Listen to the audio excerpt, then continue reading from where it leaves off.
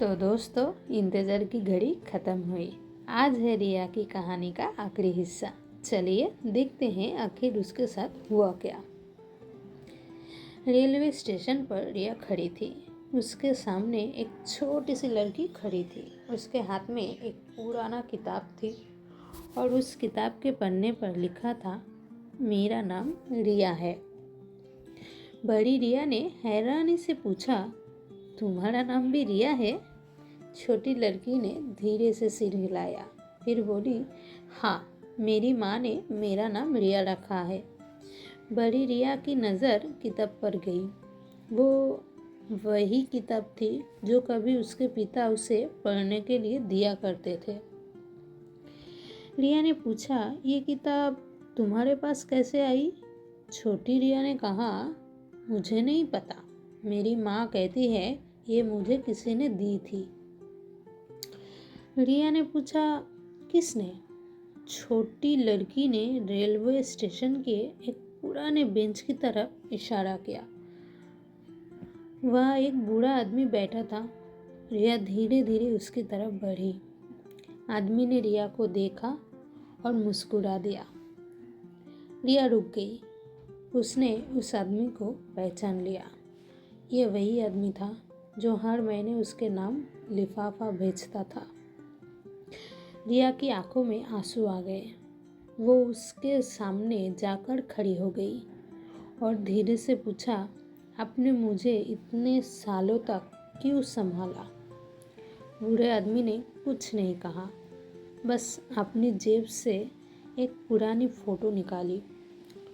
Photo में रिया के पिता और वो आदमी साथ खड़े थे। बूढ़े आदमी ने कहा, तुम्हारे पिता मेरे दोस्त नहीं थे रिया? रिया ने हैरानी से देखा। आदमी ने कहा, वो मेरे भाई जैसे थे। फिर उसने धीरे से कहा, तुम्हारे पिता मरने से पहले मुझे सिर्फ एक बात कही थी, मेरी बेटी को कभी ये महसूस होने मत देना कि वो अकेली है।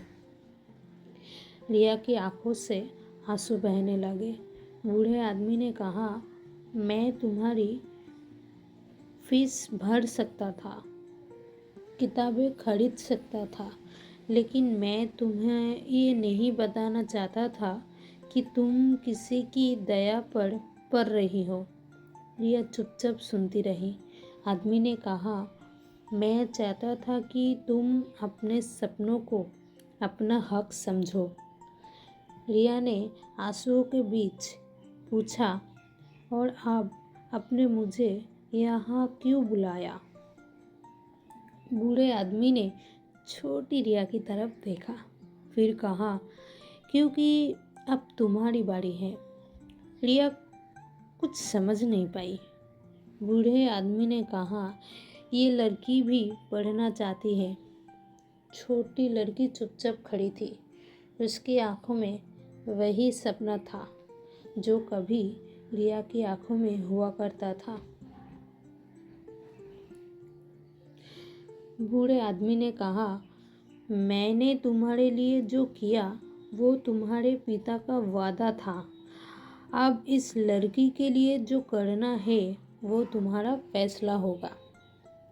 रिया ने छोटी लड़की की तरफ देखा, फिर उसके हाथ से वो पुरानी किताब ले ली और मुस्कुराकर कहा, तुम अपनी पढ़ाई कभी मत छोड़ना।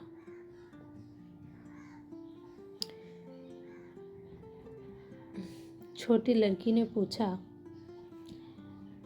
आप मेरी मदद करोगे? रिया ने उसके हाथ पकड़कर कहा, नहीं। छोटी लड़की हैरान हो गई।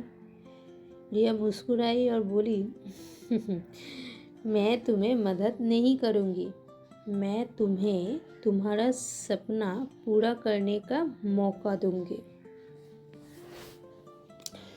कुछ सालों बाद वही छोटी लड़की एक बड़े स्कूल के स्टेज पर खड़ी थी। उसने अपनी पढ़ाई पूरी कर ली थी और स्टेज पर खड़े होकर उसने कहा, आज मैं जो कुछ भी हूँ उसकी वजह एक ऐसा इंसान है जिसने मुझे कभी एहसास ही नहीं होने दिया कि वो मेरी मदद कर रहा है। ऑडियंस में बैठी रिया की आंखों में आंसू आ गए। उसने अपनी माँ की तरफ देखा और फिर उस बूढ़े आदमी की तरफ। बूढ़ा आदमी चुपचाप मुस्कुरा रहा था। रिया ने अपनी माँ का हाथ पकड़ा और धीरे से कहा, माँ, अब समझ आया? अब मेरी बारी है। कभी कभी जिंदगी में कोई हमारे लिए एक छोटा सा दिया जला देता है और जब हमारी ज़िंदगी रोशनी से भर जाती है तो हमें उस रोशनी को अपने पास रखना नहीं चाहिए। हमें किसी और के अंधेरे में भी एक छोटा सा दिया जला देना चाहिए, क्योंकि एक छोटा सा एहसान किसी की पूरी ज़िंदगी बदल सकता है। और शायद किसी दिन अब किसी और की बारी होगी। बस इतना ही।